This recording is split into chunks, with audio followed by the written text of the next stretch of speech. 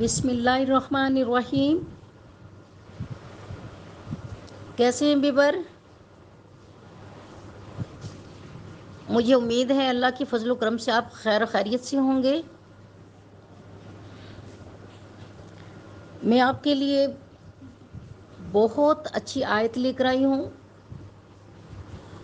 अगर आपकी जॉब नहीं लग रही है, आपके जो सर हैं आपके ख़िलाफ़ हैं, आपकी बात नहीं मानते,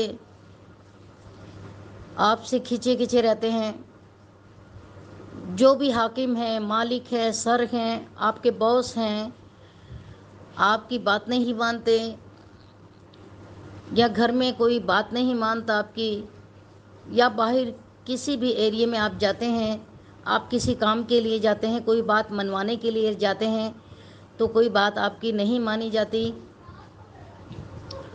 तो मैं एक छोटी सी आयत लेकर आई हूँ आपके लिए।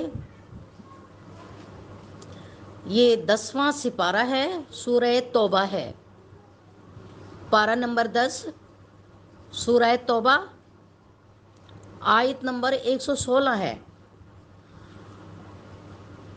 इस आयत को पढ़ने से पहले ना आपने बिस्मिल्लाह पढ़नी है, ना कोई दरूद शरीफ पढ़नी है आपने, क्योंकि ये आयत सूरह तौबा की है। सूरह तौबा में बिस्मिल्लाहिर्रहमानिर्रहीम नहीं है, तो इसलिए आपने बिस्मिल्लाहिर्रहमानिर्रहीम भी नहीं पढ़नी है और दरूद शरीफ भी नहीं पढ़नी है।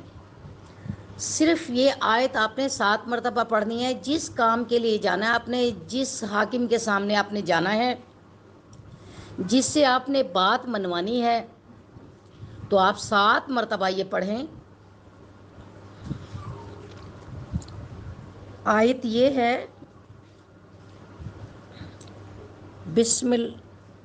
आयत ये है, इन्नल्लाहा लहू मुल्कुस समावाति वल अर्दी युहयी व युमीतु व मा लकुम मिन दूनिल्लाहि मिन वलिय्यिन वला नसीरा।